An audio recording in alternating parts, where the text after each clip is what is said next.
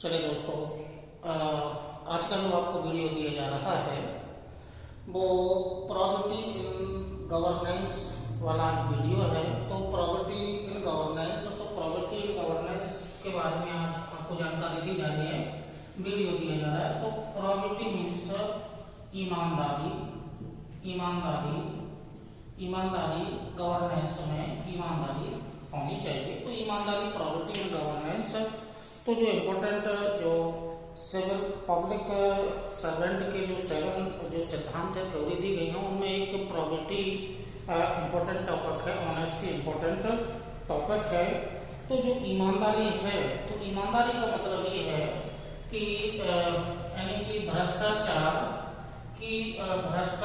मुक्त की गारंटी, भ्रष्टाचार मुक्त की गारंटी, भ्रष्टाचार मुक्त की गारंटी देने वाले शासन को ईमानदार कहा जाता है। कि ऐसा शासन जिसमें भ्रष्टाचार ना हो, भ्रष्टाचार मुक्त शासन हो, तो ऐसा शासन जो भ्रष्टाचार मुक्त की गारंटी देता हो, ऐसे शासन को ईमानदार शासन कहा जाता है या ईमानदारी का शासन कहा जाता है। तो भ्रष्टाचार मुक्त शासन की गारंटी देने वाले जो गवर्नमेंट होती है, उसे जो नाम दिया जाता है वो ईमानदारी यानी कि प्रॉपर्टी इन गवर्नेंस नाम दिया जाता है। तो जो ईमानदारी है उसके मुख्य उद्देश्य क्या क्या होना चाहिए?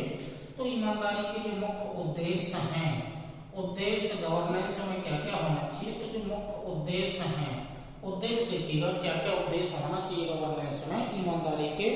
तो ऐसा शासन जिसमें जनता का विश्वास हो, यानी कि जनता का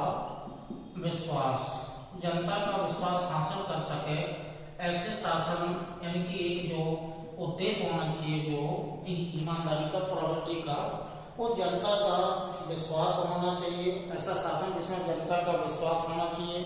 और सत्यनिष्ठा जो सत्यनिष्ठा है,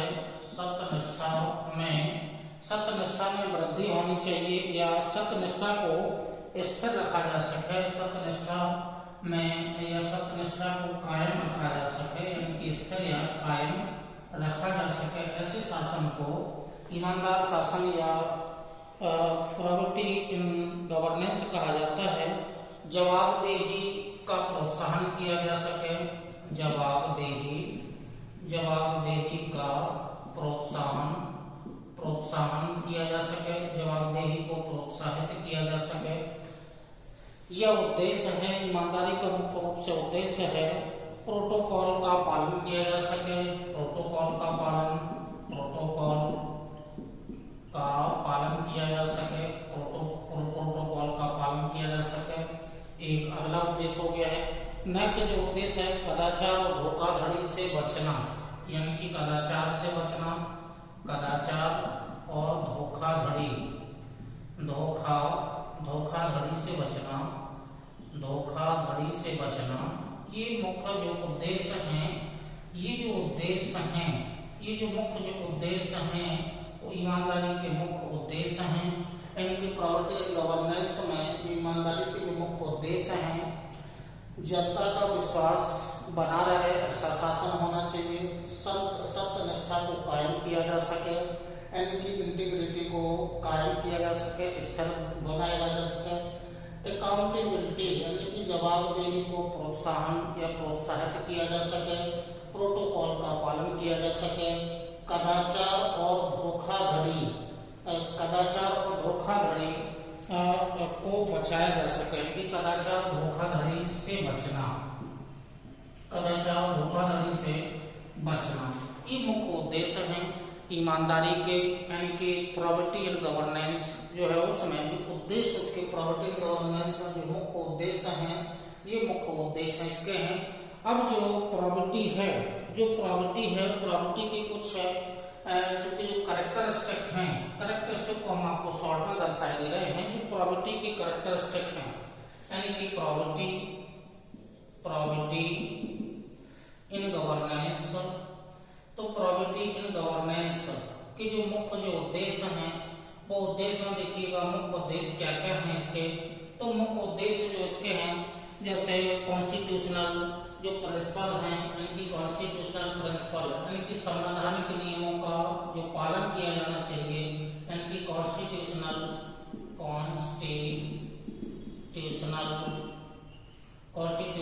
जो रूल्स हैं उनका पालन किया जा सके, कॉन्स्टिट्यूशनल रूल्स का पालन किया जा सके, ऐसा यानी कि ये इसका फर्स्ट रूल है अकाउंट उसका प्रोफिटेबिलिटी का। इंटीग्रिटी होना चाहिए, इंटीग्रिटी होना चाहिए, इंटीग्रिटी यानी कि ईमानदारी होना चाहिए। अकाउंटेबिलिटी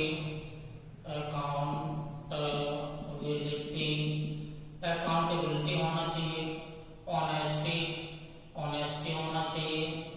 ऑनेस्टी के अलावा जो उसमें जो अगला जो ट्रांसपेरेंट यानी कि ट्रांसपेरेंसी होना चाहिए। ट्रांसपेरेंसी के अलावा जो होता है इम्पार्शियलिटी यानी कि पारदर्शिता।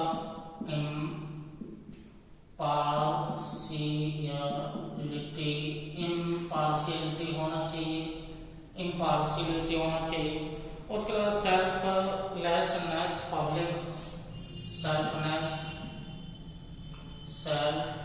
सेल्फलेसनेस यानी कि पब्लिक होना चाहिए, यानी कि निस्वार्थता होनी चाहिए।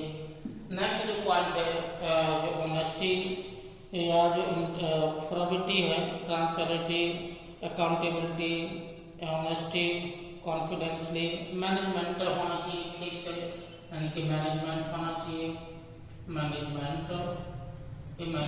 होना चाहिए। और तो ये जो प्रमुख जो पॉइंट दिए गए हैं, ये प्रमुख पॉइंट हैं प्रॉपर्टी इन गवर्नेंस, यानी कि प्रॉपर्टी इन गवर्नेंस के ये मुख्य पॉइंट हैं। तो ये प्रॉपर्टी इनकी आपको जाकर के एक के बारे में कॉन्स्टिट्यूशनल जो रूल्स हैं उनका फॉलो किया जाना चाहिए। ट्रांसपेरेंसी पारदर्शिता होना चाहिए। इम्पार्शियलिटी निस्वार्थता होना चाहिए। सेल्फलेसनेस पब्लिक होना चाहिए। मैनेजमेंट ठीक से होना चाहिए। ऑनेस्टी होना चाहिए। अकाउंटेबिलिटी यानी कि जवाबदेही होना चाहिए। इंटीग्रिटी यानी कि ईमानदारी होनी चाहिए। तो ये जो मुख्य पॉइंट हैं, ये प्रॉपर्टी एंड गवर्नेंस में ये मुख्य पॉइंट है। इनकी प्रमुख जो विशेषताएं क्या क्या होती हैं, ये प्रॉपर्टी एंड गवर्नेंस के कैरेक्टरिस्टिक हैं या विशेषताएं हैं, इनकी एक एक करके आपको आगे व्याख्या की जाएगी। तो प्रॉपर्टी एंड गवर्नेंस में इनके ऐसा शासन जो भ्रष्टाचार मुक्त की गारंटी देता हो उसे ईमानदारी या ईमानदार शासन कहा जाता है। उसके मुख्य उद्देश्य हैं, ये इसके मुख्य उद्देश्य होना चाहिए। अब जो प्रॉपर्टी के अंतर्गत है, प्रॉपर्टी के अंतर्गत ये प्रमुख कैरेक्टरिस्टिक होंगे।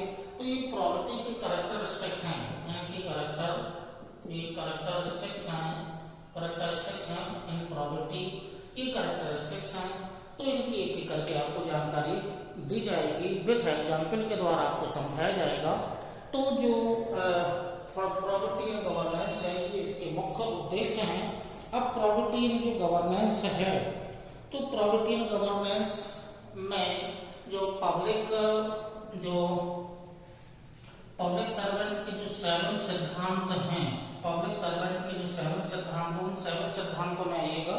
तो पब्लिक सर्विस के जो 7 सिद्धांत हैं, यानी कि पब्लिक सर्विस के जो 7 जो थ्योरीज हैं, उन थ्योरीज को पहले देख लीजिएगा। इसके पहले जो कल वाला आपको वीडियो दिया गया होगा उसमें वो शब्द आए होंगे। आज जो पब्लिक सर्वेंट के 7 थ्योरी हैं, 7 सिद्धांत हैं, उनके हम आपको एक लिस्ट बना दे रहे हैं।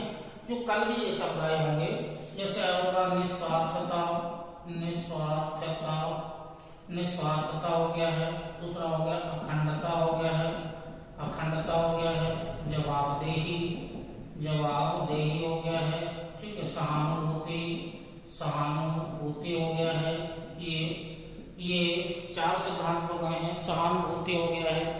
वस्तुनिष्ठता हो जाएगा। वस्तुनिष्ठता हो जाएगा।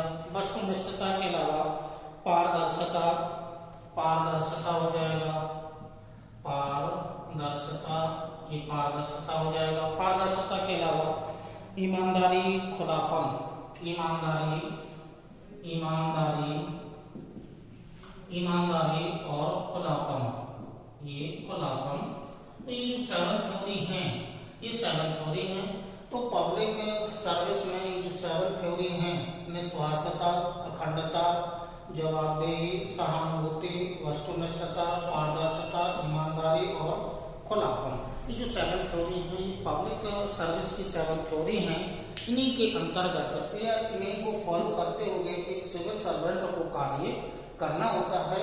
तो ये जो शब्द आ रहे हैं वो शब्द प्रॉपर्टी के अंतर्गत भी शामिल हैं, जैसे ट्रांसपेरेंसी हो गया है, इम्पार्शियलिटी हो गया है, ऑनेस्टी हो गया है, अकाउंटेबिलिटी, इंटीग्रिटी, कॉन्स्टिट्यूशनल रूल्स हो गया है। वही नियम या थ्योरीज यहाँ भी लागू होते हैं।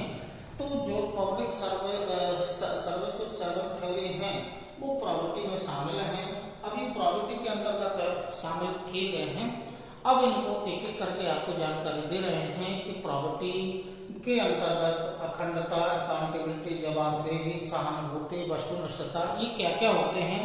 तो इनके बारे में आपको जस्ट इसी के बारे में आपको जानकारी दे रहे हैं। तो मैथ्स में यदि आप ऐसे डायग्राम बना देते हैं, मैथ्स में प्रॉपर्टी एंड गवर्नेंस यदि प्रश्न से टॉपिक से संबंधित यदि प्रश्न पूछा जाता है, तो ये जो कैरेक्टरिस्टिक हैं, जो 8 कैरेक्टरिस्टिक हैं, इनके बारे में आपको विद एग्जाम्पल के माध्यम से इनको आपको इनकी क्वेश्चन का आंसर आपको देना है, आपको लिखना है। 250 शब्दों में, 125 शब्दों में आप आराम से लिख सकते हैं। तो इनकी एक एक करके व्याख्या आगे की जा रही है। तो प्रॉपर्टी एंड गवर्नेंस में जो 8 कैरेक्टरिस्टिक हैं, इनकी व्याख्या आगे आपको की जाएगी। तो एक एक करके व्याख्या आपको की जाएगी। तो जो पब्लिक सर्विस की जो थ्योरीज हैं, इन थ्योरीज के बारे में आपको जानकारी दी जा रही है। तो जो पब्लिक सर्विस या जो प्रॉपर्टी इन गवर्नेंस होती है, उसका जो मुख्य टॉपिक है, इसका जो मुख्य टॉपिक है वो है गुड गवर्नेंस, यानी कि गुड गवर्नेंस है। ये गुड गवर्नेंस सब टॉपिक है, यानी कि प्रॉपर्टी के अंतर्गत गुड गवर्नेंस इंपॉर्टेंट टॉपिक है। तो गुड गवर्नेंस को कैसे डिफाइन किया जाए, तो गुड गवर्नेंस बराबर जो होगा कि गुड गवर्नेंस यानी कि स्मार्ट गवर्नेंस प्लस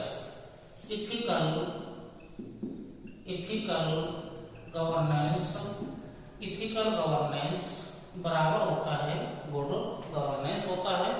तो smart governance plus ethical governance को दोनों को मिला दिया जाए तो वो बन जाएगा गुड गवर्नेंस बन जाएगा। जैसे कि माध्यमिक डायग्राम के माध्यम से समझाया जा सकता है। जैसे ग्राफ है, तो यहाँ पर ये गुड गवर्नेंस है, ये गुड गवर्नेंस है, बीजी है, और ये हो जाएगा यानी कि ये स्मार्ट गवर्नेंस है, स्मार्ट गवर्नेंस हो गया है। इथिकल गवर्नेंस हो गया है, यानी कि एसजी और ईजी। अब ये जो बीच का जो ये क्षेत्र है, इसको नाम दिया जाएगा गुड गवर्नेंस। तो ये बन जाएगा गुड गवर्नेंस, यानी कि गुड गवर्नेंस यानी कि ऐसा गवर्नेंस है जिसमें स्मार्ट गवर्नेंस के कुछ कैरेक्टरिस्टिक शामिल हों, इथिकल गवर्नेंस के कुछ कैरेक्टरिस्टिक शामिल हों, दोनों को मिला दिया जाए तो बन जाएगा गुड गवर्नेंस। गुड गवर्नेंस के लिए इनकी टॉपिक होगा। तो गुड गवर्नेंस जो है, तो ethical governance plus smart governance को मिला करके एक नाम दिया जाएगा, जिसे गुड गवर्नेंस या नाम दिया जाएगा। तो गुड गवर्नेंस, अब इनके कैरेक्टरिस्टिक होते हैं स्मार्ट गवर्नेंस और इथिकल गवर्नेंस की कुछ कैरेक्टरिस्टिक हैं। तो जैसे पहला शब्द तो है स्मार्ट। तो जो स्मार्ट शब्द है SMART, स्मार्ट है, तो ये स्मार्ट गवर्नेंस है। तो स्मार्ट गवर्नेंस किसी विद्वान ने ये फॉर्मूला दिया है। स्मार्ट का फॉर्मूला क्या होगा, यानी कि गवर्नेंस में स्मार्ट का क्या अर्थ है। तो स्मार्ट का मतलब हो गया है यहाँ सिंपल, यानी कि सिंपल हो जाएगा, सिंपल। एम से मोरल हो जाएगा, ये मोरल हो जाएगा। ए से अकाउंटेबिलिटी, अकाउंटेबिलिटी हो जाएगा। ई से आर से रिस्पॉन्स हो जाएगा, रिस्पॉन्स हो जाएगा। टी से ट्रांसपेरेंट या ट्रांसपेरेंट की पारदर्शिता। तो जो स्मार्ट जो शब्द है, स्मार्ट शब्द में एस का सिंपल, एम का मोरल यानी कि नैतिकता, अकाउंटेबिलिटी यानी कि जवाबदेही, आर से रिस्पॉन्स और टी से ट्रांसपेरेंसी या ट्रांसपेरेंट होना चाहिए। तो स्मार्ट गवर्नेंस में ये जो कैरेक्टरिस्टिक हैं, ये कैरेक्टरिस्टिक शामिल होना चाहिए। तो पहले हम बात कर लेते हैं स्मार्ट गवर्नेंस की। तो स्मार्ट गवर्नेंस में कौन कौन से कैरेक्टरिस्टिक शामिल होते हैं, और प्लस उसमें मिला दिया जाएगा एथिकल गवर्नेंस। दोनों के कैरेक्टरिस्टिक हमें जानना है। तो स्मार्ट का ये पूरा फुल फॉर्म हो गया। तो स्मार्ट गवर्नेंस या स्मार्ट गवर्नेंस को हम कैसे स्मार्ट गवर्नेंस कैसे बनाया जा सकता है। तो स्मार्ट गवर्नेंस में कुछ कैरेक्टरिस्टिक देखिएगा। तो जो स्मार्ट गवर्नेंस के जो कैरेक्टरिस्टिक हैं, स्मार्ट गवर्नेंस हम कैसे बना सकते हैं, तकनीकी का प्रयोग करके।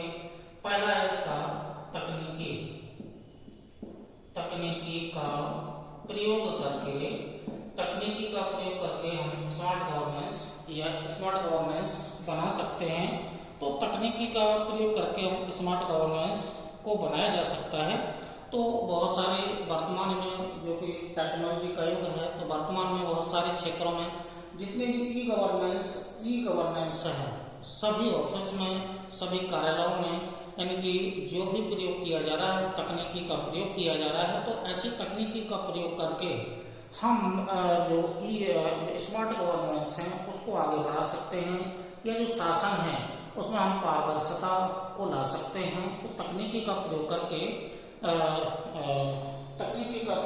हम यानी कि ईमानदारी को दर्शा सकते हैं और पारदर्शिता को ला सकते हैं। तो वर्तमान में जितने भी ऑफिस हैं सभी में ई गवर्नेंस यानी कार्य किया जाने लगा है कि प्रत्येक कार्यालय में जो भी कार्य है वो कंप्यूटर के माध्यम से किया जाने लगा है। तो जनता की सुविधा को देखते हुए, जनता के कल्याण को देखते हुए प्रत्येक ऑफिस में यानी कि गवर्नेंस का कार्य किया जाने लगा है। जैसे गांव क्षेत्र के जो भी व्यक्ति हैं, पहले उनको अपनी खेतों की, कृषि की खतौनी हो या खसरा हो, उनको निकलवाने के लिए उनको तहसील स्तर पर आना पड़ता था, लेखपाल के पास आना पड़ता था, कई दिनों तक उनको चक्कर लगाना पड़ता था। लेकिन वर्तमान में ऐसा हो गया है कि आप घर बैठे गांव क्षेत्र में कोई कंप्यूटर की दुकान है, वहां जाकर के खसरा या खतौनी का नंबर दे करके आप अपनी कृषि जो भी आपकी जमीन है उसका ब्यौरा पूरा आप घर बैठे ग्रहण कर सकते हैं। तो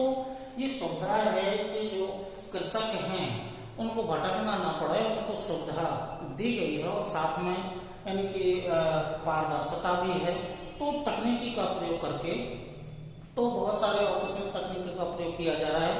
आज वर्तमान में गांव क्षेत्रों में भी जो भी मनरेगा से संबंधित या जो भी पैसा मजदूरों को मिलता है वो अपने गांव में पैसा अपना निकाल सकते हैं। या जो भी पैसा आता है, चाहे वो वृद्धा पेंशन का हो, चाहे विधवा पेंशन का हो, या सम्मान जो कृषि सम्मान निधि है उसका हो, जो भी पैसा हो जो गरीबों को दिया जाता है उनके कल्याण के लिए दिया जाता है। तकनीकी का प्रयोग करके ये सब कार्य ग्रामीण स्तर पर संपन्न किए जाने लगे हैं। तो तकनीकी का प्रयोग है गवर्नेंस में तकनीकी का प्रयोग है। तो इससे जनता को बहुत राहत हुई है कि आने जाने में इतनी समस्या उत्पन्न नहीं हुई है, घर बैठे वो अपना काम करवा सकते हैं। तो ये तकनीकी का प्रयोग करके ये इनकी जवाबदेही तय की जा सकती है, गवर्नेंस को बढ़ावा दिया जा सकता है। और वर्तमान में क्योंकि शिक्षा के क्षेत्र में हो या किसी भी क्षेत्र में हो, शिक्षा के क्षेत्र में हुआ तो जैसे अटेंडेंस वगैरह हुआ, तो कैमरे का प्रयोग करके तकनीकी का प्रयोग में आगे कैमरा का प्रयोग यानी कि कैमरा का प्रयोग किया जा सकता है। तो कैमरा का प्रयोग करके यानी कि शिक्षकों की उपस्थिति, कहीं पर कोई गवर्नमेंट का कोई कार्य चल रहा है, कार्य ऑन स्पॉट पर कैसा कार्य चल रहा है उसके माध्यम से कैमरा का प्रयोग करके या वीडियो डाल करके इसके माध्यम से पारदर्शिता, जवाबदेही ये गवर्नेंस में बढ़ाई जा सकती है। तो तकनीकी का प्रयोग करके जैसे पहले बायोमेट्रिक जो शिक्षा के क्षेत्र में है, छात्रों की उपस्थिति के लिए बायोमेट्रिक लगाया जाता था। वर्तमान में तो अब जो क्लासरूम है उसमें एंटी कैमरे वगैरह लगाए गए हैं। तो अब ये सुविधा भी उत्पन्न कर दी गई है कि जो स्टूडेंट है किसी भी इंस्टीट्यूट में कितने बजे आया है, कौन कौन सी क्लास पढ़ी है, किस टीचर ने पढ़ाया है, कितना पढ़ा है, कितने बजे उसने इंस्टीट्यूट को छोड़ा है, तो इनकी टाइम टू टाइम अब निगरानी रखी जा सकती है। तो कैमरों का प्रयोग करके इनकी गवर्नेंस को बढ़ाया जा सकता है। तो ये स्मार्ट गवर्नेंस का एक कैरेक्टर है। उसके बाद देखिएगा जो परिवहन में है, परिवहन में पहले चार हैं कि परिवहन में फास्टैग का उपयोग किया गया है। तो फास्टैग का उपयोग इम्पोर्टेंट हो गया है। किसी भी हाईवे पर आप जाते हैं तो वहां पर 2 से 3, 4, 5 मिनट रुकना पड़ता था, लेकिन परिवहन में जो प्लेट नंबर उसमें फास्टैग का प्रयोग किया गया है। तो आपको यानी कि जैसे ही आप प्लाजा या टोल प्लाजा पर पहुंचते हैं, टोल प्लाजा पर पहुंचते हैं तो आपके में फास्टैग लगा हुआ है तो तुरंत आप आगे बढ़ जाएंगे, आपको रुकने की आवश्यकता नहीं है। इसी तरह से जो परिवहन का जो क्षेत्र है, जो परिवहन के क्षेत्र में फास्टैग तो हो गया है, इसके अलावा जो चालान है वो चालान भी अब यानी कि ऑनलाइन हो गया है। यानी कि पहले चालान काटना पड़ता था भीड़ भाड़ वाले क्षेत्र में, या कोई ऐसा व्यक्ति है जो चोरी चपाटी करके भाग रहा है, उसका चालान काटना होता है तो पकड़ा नहीं जाता था। लेकिन वर्तमान में ये हो गया है कि कोई भी जो चौराहे पर खड़े हुए जो गार्ड्स होते हैं उनके द्वारा तुरंत यानी कि मोबाइल से यानी कि प्लेट नंबर ले लिया जाता है और तुरंत उसका चालान काट दिया जाता है, उसके अकाउंट से काट लिया जाएगा। तो ये जो फास्टैग हुआ, चालान यानी कि चालान वाला हुआ, तो उसमें पारदर्शिता भी हुई है और जो पारदर्शिता के साथ साथ में यानी कि जो जवाबदेही भी गवर्नेंस में तय की गई है। तो चालान का जो यानी कि ऑनलाइन कर दिया गया है। इसी तरह से नवाचार वाला है, नवाचार हो गया है। नवाचार में यानी कि जैसे डिजिटल लॉकर हो गया है, ये डिजिटल लॉकर हो गया है। और इसके अलावा जो गत्यात्मकता, अनुक्रियाशीलता, गत्यात्मकता,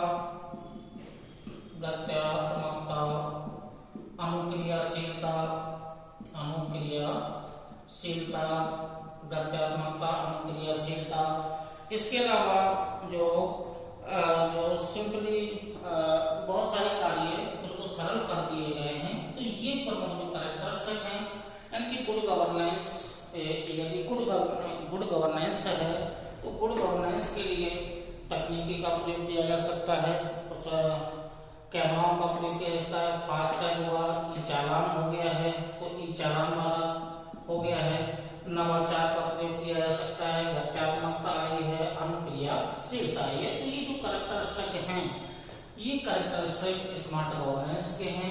स्मार्ट गवर्नेंस तभी लाई जा सकती है जब इन तकनीकी का प्रयोग किया जाए, इनकी जो इनकी प्रौद्योगिकी है। तो गवर्नेंस में टेक्नोलॉजी का प्रयोग करके स्मार्ट गवर्नेंस बनाई जा सकती है। तो स्मार्ट गवर्नेंस के ये प्रमुख कैरेक्टरिस्टिक हैं। इसमें सिंपल, मोरल, अकाउंटेबिलिटी, रिस्पांस और ट्रांसपेरेंसी, स्मार्ट है और गवर्नेंस ये हो गया है। तो इसी क्रम में जो स्मार्ट गवर्नेंस का जो कैरेक्टरिस्टिक है ये है, ये कैरेक्टरिस्टिक प्लस इथिकल जो गवर्नेंस है दोनों को मिलाएंगे तो बन जाएगी गुड गवर्नेंस बन जाएगी। तो स्मार्ट गवर्नेंस के कैरेक्टर हो गए। अब आइएगा आगे जो इथिकल गवर्नेंस है, इथिकल गवर्नेंस के क्या क्या कैरेक्टर होने चाहिए। तो इथिकल जो गवर्नेंस है, इथिकल गवर्नेंस कि जो प्रमुख कैरेक्टरिस्टिक हैं इसे दो भागों में बांटा जा सकता है इथिकल गवर्नेंस को। तो इथिकल गवर्नेंस को दो भागों में इसे बांटना है। पहला जो पार्ट है, सरकार की विचारधारा नैतिकता पर आधारित होनी चाहिए, यानी कि सरकार की विचारधारा नैतिकता यानी कि इथिकल नैतिकता पर आधारित होनी चाहिए, नैतिकता पर आधारित होनी चाहिए। ये पहला टॉपिक है इथिकल गवर्नेंस का, ये पहला टॉपिक है। अब नैतिकता जो विचारधारा है वो नैतिकता की विचारधारा है। यदि हम ये स्मार्ट गवर्नेंस के साथ जोड़ देते हैं तो वो गुड गवर्नेंस बन जाएगा। अब ये सरकार की विचारधारा क्या होनी चाहिए, तो सरकार की विचारधारा में पहला टॉपिक है वो कॉन्स्टिट्यूशनल यानी कि संवैधानिक है। ये संवैधानिक ये पहला टॉपिक है। अब संवैधानिक में कौन कौन से ऐसे आर्टिकल्स हैं या कौन कौन से ऐसे टॉपिक्स हैं जो इथिकल नैतिकता को दर्शाते हैं। तो नैतिकता को दर्शाने के लिए जैसे पहला टॉपिक हो गया है धर्मनिरपेक्ष। पहला शब्द है धर्मनिरपेक्ष। ये धर्मनिरपेक्ष हो गया है, धर्मनिरपेक्ष। ये धर्मनिरपेक्ष हो जाएगा। जो उसमें दूसरा धर्मनिरपेक्ष है, जो दूसरा टॉपिक है मूल अधिकारों का संरक्षण यानी कि मूलाधिकार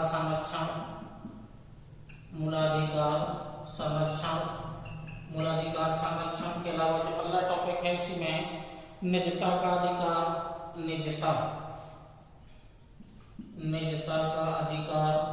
निजता का अधिकार हो गया है। सोने का अधिकार हो गया है, राइट टू स्लीप, सोने का अधिकार हो गया है, ये सोने का अधिकार। तो ये संवैधानिक यानी कि इथिकल है। और समानता, मानवाधिकार, समानता का हो गया है, समानता का अधिकार,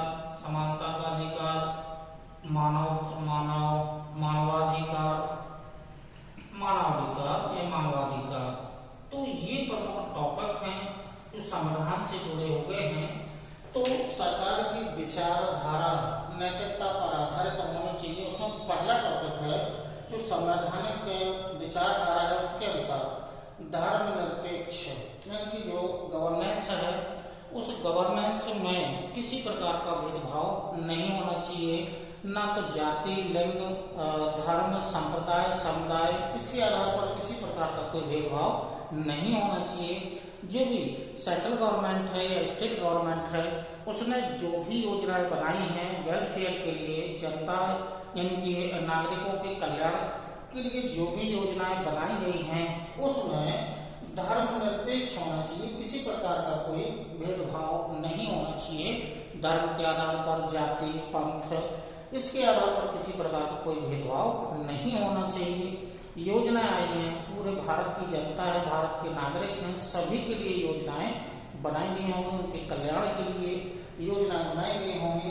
तो जो गवर्नमेंट यानी कि जो हमारे जो अधिकारी हैं, जो पब्लिक सर्विस यानी कि सिविल सर्विस जो मैन है उनको धर्मनिरपेक्षता के अनुसार उन्हें कार्य करना चाहिए। धर्मनिरपेक्षता के अनुसार कार्य किया जाएगा तो गुड गवर्नेंस का एक इम्पोर्टेंट टॉपिक होगा। धर्मनिरपेक्ष हो गया है, धर्मनिरपेक्षता हो गई है। मूल अधिकारों का संरक्षण होना चाहिए। तो जो मूल अधिकारों का जो संरक्षण है, तो जो मूल अधिकारों का संरक्षण है उसमें मूल अधिकारों का संरक्षण किया गया है। संवैधानिक जो मूल अधिकार दिए गए हैं, प्रत्येक नागरिक को मूल अधिकार दिए गए हैं। तो जो मूल अधिकार दिए गए हैं अनुच्छेद 14 से लेकर के जो भी 18 तक हुआ या उसके बाद जो भी जो 6-7 जो मूल अधिकार हैं उसके अंतर्गत उनका ये संरक्षण किया जाना चाहिए। तो संरक्षण सिविल सर्वेंट के द्वारा किया जाएगा। तो गुड गवर्नेंस का एक प्रमुख टॉपिक हो जाएगा। निजता का अधिकार है, आपको अपनी निजता का अधिकार है। सोने का अधिकार भी है। तो यहाँ तक कि सोने का अधिकार है, बाकी तो बहुत सारे अधिकार दिए गए हैं मूल अधिकारों के अंतर्गत है। तो ये सोने का अधिकार है, समानता का अधिकार है, मानवाधिकार है या बहुत सारे और भी अधिकार हैं। तो ये संवैधानिक आधार पर सरकार की विचारधारा नैतिकता पर आधारित होनी है। तो पहला ये टॉपिक धर्मनिरपेक्ष होना चाहिए, मूलाधिकारों का संरक्षण, निजता का अधिकार, सोने का अधिकार, समानता, मानवाधिकार का अधिकार या जो संवैधानिक अधिकार दिए गए होंगे। तो ये प्रमुख हैं। वो पहला टॉपिक है इथिकल गवर्नेंस में, ये पहला टॉपिक है संवैधानिकता के आधार पर। दूसरा है सरकारी कर्मचारियों के आधार पर। ये जो दूसरा टॉपिक, इसी के अंतर्गत जो दूसरा टॉपिक है सरकारी कर्मचारी, ये तो चूंकि संविधान के अनुसार है, संविधान के अनुसार गवर्नेंस को कार्य करना चाहिए, या सिविल सर्वेंटों ने संविधान के आधार पर कार्य करना चाहिए। तो ये तो सरकारी कर्मचारी एवं सरकार की नैतिकता या विचारधारा के आधार पर है। तो इसके अलावा जो दूसरा टॉपिक इसी में है, जो दूसरा टॉपिक इसी में है सरकारी कर्मचारी, जो सरकारी कर्मचारी यानी कि जो सिविल सर्वेंट होते हैं या जो सिविल सर्वेंट होते हैं, उनके लिए नैतिक मूल्य से युक्त होना चाहिए। सरकारी कर्मचारियों को नैतिक मूल्यों से युक्त होना चाहिए, नैतिक मूल्यों से उन्हें युक्त होना चाहिए। तो अब इसके अंतर्गत सरकारी कर्मचारियों को पहला होता है संवैधानिक आधार पर क्या क्या विचारधारा है, ठीक है। दूसरा क्या है, सरकारी कर्मचारियों को नैतिक मूल्यों से युक्त होना चाहिए। तो सरकारी कर्मचारियों को नैतिक मूल्यों से कैसे युक्त होना चाहिए, तो जो अभी जो पब्लिक सर्वेंट के जो थ्योरी या सेवन सिद्धांत आए थे या गुड गवर्नेंस में आए थे, या इसके पहले जो डायग्राम आपको प्रॉपर्टी एंड गवर्नेंस में जो डायग्राम दिया गया था, उसके अंतर्गत जो 8 जो कैरेक्टरिस्टिक थे, वो कैरेक्टरिस्टिक सरकारी कर्मचारी उन कैरेक्टरों से युक्त होना चाहिए। तो उसके अंतर्गत जैसे है सत्यनिष्ठा, ईमानदारी, सत्यनिष्ठा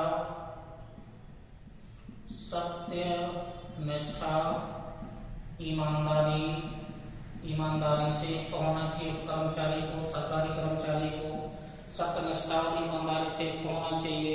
इनकी टॉलरेंस, इनकी तटस्थता की नीति हो, इनकी टॉलरेंस की नीति हो। इसके अलावा जो कंपैशन हो, इनकी सहानुभूति वगैरह जो भी आएंगे इसमें, सहानुभूति करुणा, ठीक है। इसके पहले जो भी आए होंगे, इनकी वस्तुनिष्ठता, वस्तुनिष्ठता हो गया है, पारदर्शिता हो गया, निस्वार्थता हो गया। ये जो प्रमुख जो कैरेक्टरिस्टिक हैं, या इन कैरेक्टरिस्टिक से सरकारी कर्मचारी को युक्त होना चाहिए। तो इथिकल गवर्नेंस के अंतर्गत आएगा।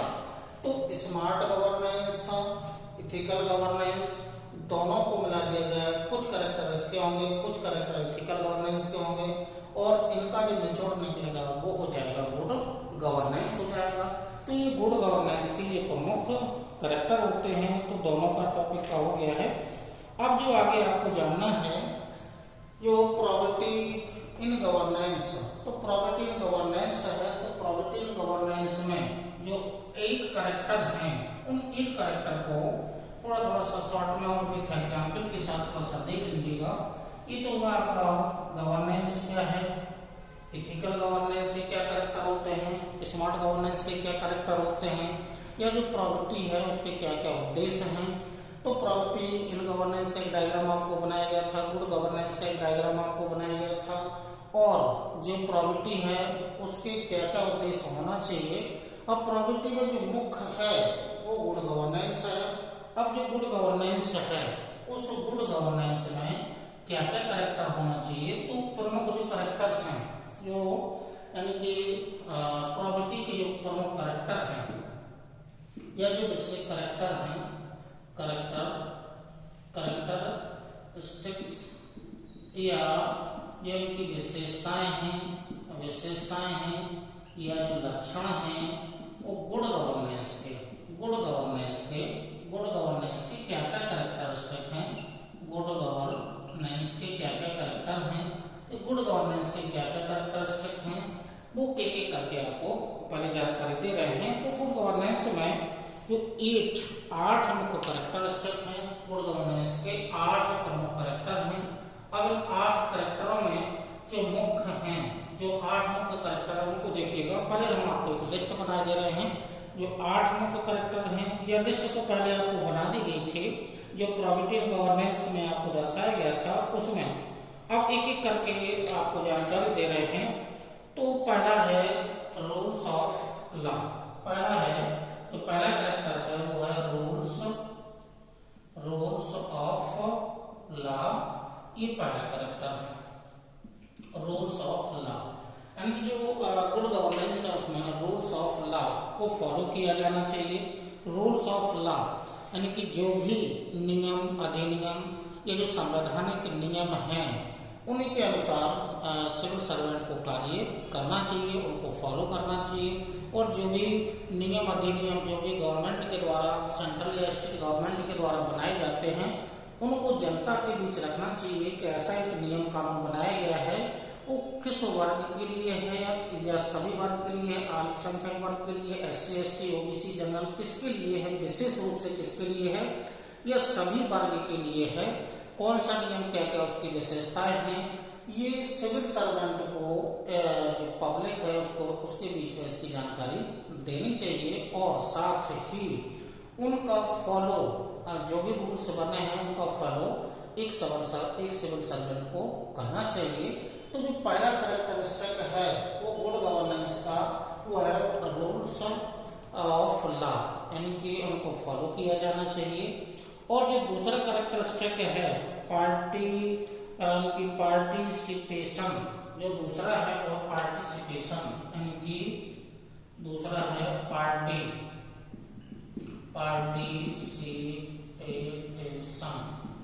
ठीक है, ये पार्टिसिपेशन है,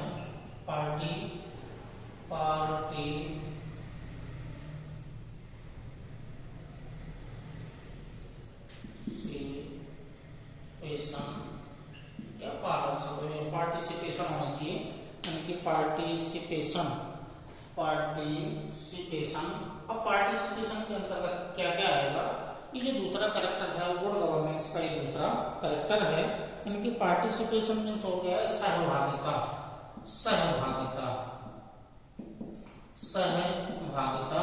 अब जो सहभागिता है उस सहभागिता जो गवर्नेंस है, गवर्नेंस और पब्लिक दोनों के बीच में एक सहभागिता होनी चाहिए।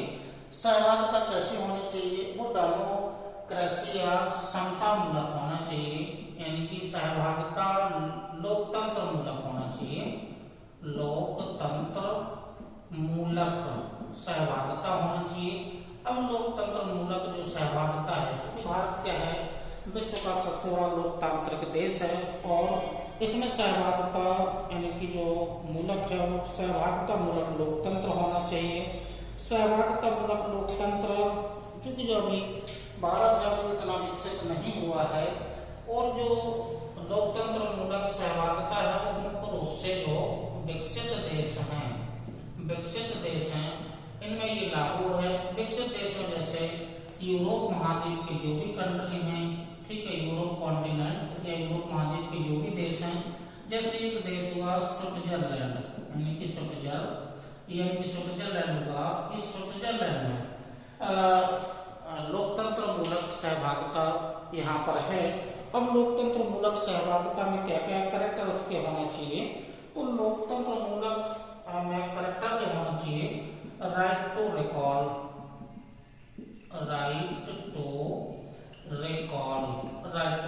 ये पहला कैरेक्टर है। राइट टू रिकॉल पहला कैरेक्टर। रेफरेंडम की व्याख्या करेंगे, रेफरेंडम होना चाहिए। रेफरेंडम के अलावा जो इनिशिएटिव होना चाहिए, इनिशिएटिव यानी कि पहल, जनता के द्वारा पहल की जानी चाहिए, तो इनिशिएटिव होना चाहिए। और इसके अलावा है विभिन्न प्रकार के जो सोशल मूवमेंट चलाए जाते हैं वो भी इसी का है, यानी कि सोशल मूवमेंट हो जाएगा, सोशल मूवमेंट होना चाहिए। अब ये जो कैरेक्टरिस्टिक हैं, यानी कि जो पार्टिसिपेशन की सहभागिता होनी चाहिए, गुड गवर्नेंस का दूसरा कैरेक्टर है वो सहभागिता है। सहभागिता में सहभागिता लोकतंत्र मूलक होना चाहिए। अब लोकतंत्र मूलक भारत में अभी इतनी विकसित नहीं हुई है, लेकिन जो विकसित जो देशों में ये लागू हो चुकी है। जैसे जो पहला कैरेक्टर है right to recall. Right to recall ये होगा कि आप जो वोट डालते हैं, जो भी सरकार को चुनने के लिए जो भी आप वोट डालते हैं, सेंट्रल गवर्नमेंट को आप चुनते हैं, तो जो भी आप सांसद यानी कि मेंबर ऑफ पार्लियामेंट को चुनते हैं तो 5 वर्ष के लिए आप चुन देते हैं। लेकिन वो 5 वर्ष के लिए आप चुन देते हैं और 5 वर्ष के लिए वो स्थायी हो जाते हैं। बीच में आप उनको हटा नहीं सकते हैं। जब सरकार या तो आम चुनाव आएगा तब उनको आप दूसरे चुनाव में हटा सकते हैं, या किसी अन्य कारण से सरकार गिर जाए तो इस कारण से आप उसे, लेकिन उसका तो कार्यकाल 5 वर्ष का पूरा होगा ही, चाहे सरकार बने या ना बने। लेकिन आपने उसे एक बार चुन दिया तो वो हमेशा 5 साल के लिए यानी कि वो स्थायी हो गया है। अब आप उसे वापस नहीं बुला सकते हैं। तो अभी भारत में ऐसे नियम कानून नहीं बनाया गया है कि यदि उस मेंबर ऑफ पार्लियामेंट का या जो मेंबर ऑफ लेजिस्लेटिव है या कोई भी सदस्य है, विधानमंडल का है, विधान परिषद का है, लोकसभा का है, तो इनको आप वापस नहीं बुला सकते हैं। लेकिन विकसित देशों में ऐसा कार्य किया गया है कि उसको आप वापस बुला सकते हैं। तो राइट टू रिकॉल, तो राइट टू रिकॉल का भी भारत में ऐसा नियम लागू नहीं हुआ है। हाँ, नोटा का जरूर दे दिया गया है कि आप नोटा का प्रयोग कर सकते हैं, नोटा का प्रयोग कर सकते हैं। तो नोटा का प्रयोग करने से किसी व्यक्ति को मेंबर्स को आप वापस बुलाने का अधिकार नहीं है। नोटा का अधिकार दिया गया है कि यदि कोई सदस्य आपको पसंद नहीं आता है तो आप नोटा का बटन वोट डालते समय दबा सकते हैं। तो उसको बुलाने का अधिकार नहीं है। उसे आपकी मनपसंद का कैंडिडेट नहीं है तो उसे आप वोट नहीं देने का अधिकार है कि आप नोटा का बटन दबा सकते हैं, लेकिन वापस नहीं बुला सकते हैं। तो नोटा का तो दिया गया है। तो राइट टू रिकॉल ये लोकतंत्र मूलक सहभागिता का इम्पोर्टेंट कैरेक्टर है। उसके बाद जो रेफरेंडम होता है, जनमत संग्रह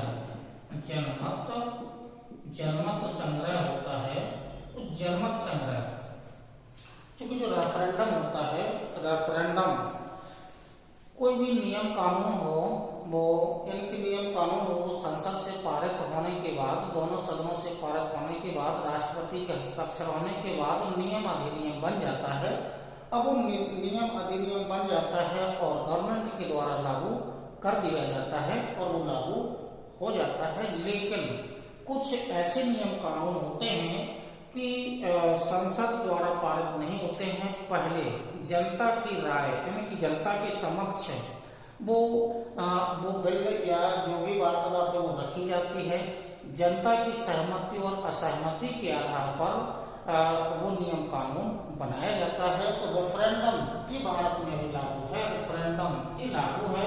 तो बहुत सारे न्यूज पेपर हैं, उनमें एक रेफरेंडम करके यानी कि एडवर्टाइजमेंट के रूप में रेफरेंडम निकाला जाता है सेंट्रल गवर्नमेंट के द्वारा। तो जनमत संग्रह है कि जनता की सहमति के आधार पर नियम कानून बनाए जाएंगे। तो रेफरेंडम का प्रयोग किया जाता है। इनिशिएटिव यानी कि इनिशिएटिव पहल, यानी कि कुछ ऐसे नियम कानून होते हैं जो सरकार के द्वारा नहीं बनाए जाते हैं, लेकिन जनता के द्वारा इन नियम कानूनों की पहल की जाती है कि ऐसे ऐसे नियम कानून बनाए जाने चाहिए। तो ऐसे ऐसे नियम कानून की ये पहल है, तो ये जनता की पहल है, ना कि सरकार की कोई पहल है। तो जनता ये सरकार के समक्ष ऐसे कुछ दस्तावेज रखती है कि इन पर नियम कानून इस प्रकार के बनाए जाने चाहिए। जैसे हुआ कि लोकपाल, जैसे लोकपाल होगा या लोकपाल हुआ, ठीक है। तो ये लोकपाल वाला है, तो इसको जो अन्ना हजारे जी हैं या उनके साथ में जो भी अभियान चलाया गया था, जो भी आंदोलन चलाया गया था, तो लोकपाल बिल उस समय लाया गया था। तो ये पहल थी, वो तो जो पहल थी वो जनता की पहल थी। तो जनता की पहल के माध्यम से ऐसे नियम कानून बनाए जा सकते हैं। तो ये और इसके अलावा सोशल मूवमेंट है, जो सामाजिक जो आंदोलन चलते हैं, इन सामाजिक आंदोलन के माध्यम से ही बहुत सारे नियम कानून बनाए जा सकते हैं, या कुछ नियम कानून ऐसे भी होते हैं जो कृषकों के प्रति या जनता के प्रति ठीक नहीं होते हैं। जैसे कृषि बिल, जो कृषि बिल पहले लाया गया था, जो कृषि से बिल, एग्रीकल्चर जो बिल है या कृषि अधिनियम जो बनाए गए थे, तो वो सरकार के द्वारा बना दिए गए थे, लेकिन जो आंदोलन चला था, जो पिछले वर्ष आंदोलन चलाया गया था, तो जो कृषि अधिनियम बनाए गए थे उनको सरकार को आंदोलन से फिर सरकार को वापस लेना पड़ा था। तो सहभागिता मूलक लोकतंत्र होना चाहिए, तो उसकी ये प्रमुख विशेषताएं होती हैं, तो ऐसा होना चाहिए। तो गुड गवर्नेंस का जो दूसरा पॉइंट है, पार्टिसिपेशन यानी कि सहभागिता होनी चाहिए। तो अब इसके अलावा जो तीसरा पॉइंट है वो है सर्वसहमति। जो तीसरा पॉइंट है वो है सर्वसहमति यानी कि सर्वसहमति से नियम कानून बनाया जाना चाहिए, यह सर्वसहमति होना चाहिए। तो वो गुड गवर्नेंस का इम्पोर्टेंस रूल है। जैसे 100%, चूंकि जो सर्वसहमति होना चाहिए, सर्वसहमति का मतलब ये हुआ कि मुख्य रूप से भारत में, यानी कि भारत में अनेकता में एकता है, यानी कि अनेकता में एकता है, इसको फॉलो करते हुए सरकार नियम कानून बनाती है।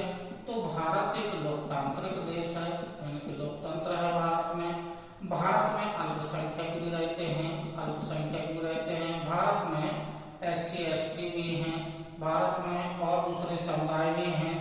तो इनको ध्यान में रखते हुए सरकार को नियम कानून बनाना चाहिए। तो ये जो इम्पोर्टेंट रूल है वो गुड गवर्नेंस का प्रमुख रूल है, यानी कि सर्वसहमति का मतलब होगा 100% सहमति होना चाहिए, 100% सहमति से नियम कानून बनाया जाना चाहिए, यानी कि सभी को लेकर के साथ में चलना चाहिए। तो लोकतंत्र में तानाशाही का महत्व नहीं होता है, तो सभी को लेकर के, जितने भी वर्ग हैं सभी वर्गों को लेकर के सरकार को चलना होता है। तो लगभग सबकी सहमति होना चाहिए।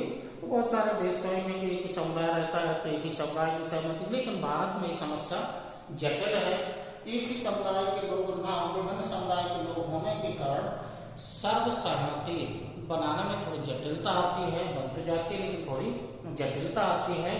तो गुड गवर्नेंस का जो इम्पोर्टेंट जो है वो सर्वसहमति होनी चाहिए। सर्वसहमति के अलावा उसके अलावा जो प्रमुख है, यानी कि सर्वसहमति का मतलब हुआ कि जो भी नियम कानून बना रहे हैं, जो भी योजनाएं परियोजनाएं बनाई जा रही हैं, वो अंतिम व्यक्ति तक उनको पहुंचना चाहिए, यानी कि सभी नागरिकों का सर्वोदय होना चाहिए, और जो भी लाभ है, कल्याणकारी योजनाएं हैं, वो यानी कि अंतिम व्यक्ति तक पहुंचना चाहिए। तो सर्वोदय और अंत्योदय ये प्रमुख सर्वसहमति के इम्पोर्टेंट टॉपिक है। उसके अलावा जो अगला टॉपिक है वो इक्वालिटी होना चाहिए। जो फोर्थ है इक्वालिटी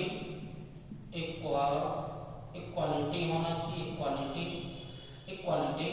तो और इक्वालिटी जो होना चाहिए, यानी कि बराबरी होना चाहिए। अब बराबरी का मतलब ये हुआ कि बराबरी या इसमें इक्वालिटी होती है या तो बराबरी के आधार पर होती है या फिर आवश्यकता के आधार पर होती है। तो इक्विटी यानी कि आवश्यकता के आधार पर, और बराबरी, तो इसमें बराबरी का मतलब हुआ सभी जितने भी समाज हैं सभी को बराबर। जैसे बराबर का मतलब हुआ कि यदि आपके पास 10 रोटियां हैं, ठीक है, 10 रोटियां हैं और इन्हें 5 लोगों में बांटना है, तो प्रत्येक व्यक्ति को 2-2 रोटी मिलेगी, यानी कि प्रत्येक व्यक्ति को 2-2 रोटी मिलेगी। 10 रोटियां हैं, 5 लोगों में बांटना है, तो सभी को बराबर यानी कि 2-2 रोटी मिल जाएंगी। अब यदि आवश्यकता पर देखा जाए, तो आवश्यकता में यदि देखा जाए तो रोटियां 10 ही हैं, बांटना 5 लोगों में ही है, लेकिन ये आवश्यकता के आधार पर बांटी जाएंगी। जिस व्यक्ति को जितनी आवश्यकता है उसको उतना दिया जाएगा। तो किसी को 3 मिल सकते हैं, किसी को 3, किसी को 2, किसी को 1, 3, 2, 5, 1, 6, किसी को 4 की आवश्यकता है। तो ऐसे करके इनको बांटा जा सकता है। तो इस आधार पर इनको बांटा जा सकता है। तो जितनी आवश्यकता के आधार पर और बराबरी के आधार पर। तो भारत में जो समता है, ये समता यानी समता का यहाँ पर सिद्धांत लगाया गया है, समानता का नहीं लगाया है, समता का है। इनकी आवश्यकता के आधार पर दिया जाता है। तो आवश्यकता के आधार पर इनको दिया जाना चाहिए। ठीक है। रिजर्वेशन हुआ, ये रिजर्वेशन इसका इम्पोर्टेंट टॉपिक है और बहुत सारी योजनाएं चलाई जाती हैं, वो इम्पोर्टेंट है।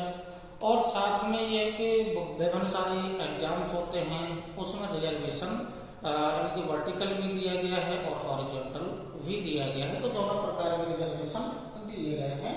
तो ये इक्वालिटी हो गया है। तो ये इक्वालिटी जो गवर्नेंस का इम्पोर्टेंट टॉपिक है, इक्वालिटी हो गया है। फिर इफेक्टिवनेस, इफिशियंसी, अगला जो टॉपिक है और जो 5वां कैरेक्टर है वो इफेक्टिवनेस, इफिशियंसी, इफेक्टिवनेस, इफिशियंसी प्रभावी। इफेक्टिवनेस होना चाहिए गुड गवर्नेंस का, ये प्रमुख कैरेक्टर होना चाहिए। तो इफेक्टिवनेस का मतलब सरकार का इफेक्टिवनेस का जो प्रमुख कैरेक्टर है उसमें सरकार इफेक्टिवनेस का जो प्रमुख कैरेक्टर है उस कैरेक्टर में देखिएगा इफेक्टिवनेस के कैरेक्टर इफिशियंसी क्या नीति होनी चाहिए, यानी कि सरकार से जो इफेक्टिवनेस है उसमें सरकार से संवाद सरल होना चाहिए। ठीक है। कम खर्चे होना चाहिए, कम खर्चे में कार्य किया जाना चाहिए। इसके अलावा जो प्रमुख टॉपिक है ई गवर्नेंस होना चाहिए, स्मार्ट गवर्नेंस होना चाहिए। ठीक है। ई गवर्नेंस होना चाहिए, स्मार्ट गवर्नेंस होना चाहिए। तो ये प्रमुख जो कैरेक्टर हैं वो इफेक्टिवनेस, इफिशियंसी के प्रमुख कैरेक्टर हैं। सरकार से संवाद होना चाहिए। तो सरकार से संवाद सरल होना चाहिए, यानी कि जो जनता है वो अपनी मांगों को सरल रूप में जनता के यानी कि सरकार के समक्ष रख सके, ऐसा संवाद होना चाहिए।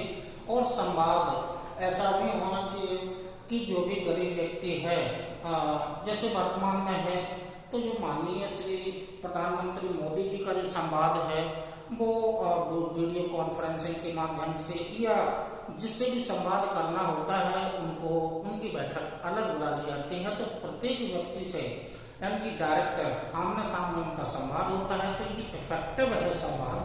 तो ये ऐसा इफेक्टिव संवाद होना चाहिए। तो ये गुड गवर्नेंस का एक प्रमुख कैरेक्टर है। यह जो माननीय मोदी जी का जो माननीय योगी जी का जो प्रमुख संवाद है वो भी संवाद होता है, चाहे वो यानी कि जो भी समस्या का समाधान जो होता है, चाहे विभिन्न प्रकार के अपने मीटिंग बुलाते हों, दरबार लगाते हों, तो इस प्रकार से डायरेक्ट जो समस्या होती है वो पीएम या सीएम के समक्ष रखी जा सकती है। तो ऐसा संवाद गुड गवर्नेंस का इम्पोर्टेंट कैरेक्टर है। तो ये कैरेक्टर इम्पोर्टेंट है, यानी कि जो सीधा संवाद होता है। फिर उसके बाद जो अगला कैरेक्टर है जो अकाउंटेबिलिटी, जवाबदेही, ये इम्पोर्टेंट है जवाबदेही। तो छठा कैरेक्टर है, जो छठा कैरेक्टर है वो है ये 5वां जो भी कैरेक्टर हो अकाउंटेबिलिटी, यानी कि जवाबदेही। ये जवाबदेही या जवाबदेही का इम्पोर्टेंट टॉपिक है। तो जवाबदेही अकाउंटेबिलिटी होना चाहिए गवर्नमेंट के पास। तो गवर्नमेंट यानी कि प्रत्येक जो सिविल सर्वेंट होते हैं उनकी जवाबदेहिता तय होनी चाहिए, किसको कौन सा कार्य दिया गया है और वो कार्य पूरा हुआ या नहीं हुआ या कितना समय में पूरा कर लिया जाएगा। तो ये जवाबदेही इंपॉर्टेंट है ये टॉपिक। तो जवाबदेही ये इंपॉर्टेंट टॉपिक है। फिर आइएगा जो अगला कैरेक्टर है वो है पारदर्शिता। पारदर्शिता होना चाहिए, पारदर्शिता होना चाहिए। जो अगला कैरेक्टर है वो रिस्पॉन्सिबिलिटी होना चाहिए, यानी कि रिस्पॉन्स होना चाहिए, यानी कि रिस्पॉन्सनेस होना चाहिए। तो ये प्रमुख कैरेक्टर हैं। तो जो गुड गवर्नेंस के जो 8 प्रमुख कैरेक्टर हैं, तो ऐसा इनकी पारदर्शिता होनी चाहिए। तो नियम कानून बनाने में सरकार की पारदर्शिता होनी चाहिए और नियम कानून का स्पष्टीकरण भी किया जाना चाहिए। इसके अलावा सिटीजन चार्टर भी तय होना चाहिए। कौन सा फाइल आई है, कितना किस ऑफिस में गई है, कितने दिन में वो कार्य किया गया है या कहाँ तक वो कार्य किया जा चुका है, कब तक पूरा होगा, ऐसे सिटीजन चार्टर बनाया जाना चाहिए। इसके साथ में आरटीआई वगैरह या आरटीआई के माध्यम से भी सूचनाएं प्राप्त की जा सकती हैं। तो ये पारदर्शिता तय हुई है, तो गुड गवर्नेंस का इंपॉर्टेंट कैरेक्टर है। इसी के साथ रिस्पॉन्सिबिलिटी यानी जनता से संवाद होना चाहिए। तो जनता से जो संवाद है, पूर्व सूचना के संवाद भी किया जा सकता है। तो यानी कि जो जनता से संवाद है, यानी कि कोई भी समस्या उत्पन्न हुई है या कोई भी कार्य किया जाना है, तो पूर्व में सरकार के द्वारा, अधिकारियों के द्वारा घोषित किया जाना चाहिए कि इंटरनेट है 4 घंटे के लिए बंद रहेगा, कोई भी रोड है 2 घंटे के लिए बंद रहेगा। तो इससे जनता को सुविधा होगी, परेशानी उत्पन्न नहीं होगी। विनम्रता और सकारात्मकता और बोधगम्यता ये रिस्पॉन्सिबिलिटी के अंतर्गत होने चाहिए। तो ये इंपॉर्टेंट 8 कैरेक्टर हैं, गुड गवर्नेंस के 8 प्रमुख कैरेक्टर हैं। ये 8 प्रमुख कैरेक्टर हैं जो आपको एक कैरेक्टर बताए गए हैं। इनके और डिटेल में आगे आपको जानकारी विधिवत रूप से दी जाएगी। तो आज जो आपको वीडियो दिया गया है प्रॉपर्टी इन गवर्नेंस, और उसमें जो मुख्य कैरेक्टरिस्टिक आपको good governance, smart governance, ethical governance, इसके बारे में आपको जानकारी दी गई है। इसी क्रम में आगे भी आपको वीडियो जो भी टॉपिक एथिक्स के होंगे वो भी आपको दिए जाएंगे। तब तक के लिए नमस्कार, धन्यवाद, जय हिंद।